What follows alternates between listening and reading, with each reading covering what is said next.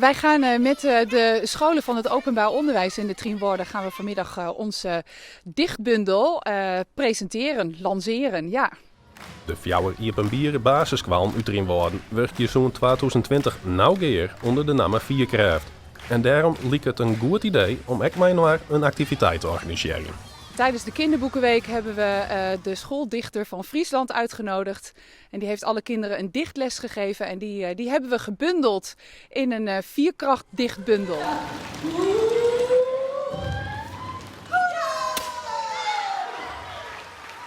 De kinderen zijn wel trots natuurlijk. En ik denk niet dat sommige kinderen beseffen zich nog niet heel goed wat er vanmiddag gaat gebeuren. Maar we gaan het wel heel officieel aanpakken met een officiële lancering van de dichtbundel. De media zie het vol met bijzondere momenten. Onder applaus van ouders kwam de band naar binnen op de rode loper. De waard proost. En vanzelfs waren er ook een aantal gedichten voordroegen. Lieke, uw witte hondje. Alles gaat kapot, zelfs uw knuffelhondje. We hebben een soort ding in het gries, maar mijn Lieke weet dat meer grieslied. De ouders krijgen in ieder geval van ons als school allemaal per gezin een eigen dichtbundel.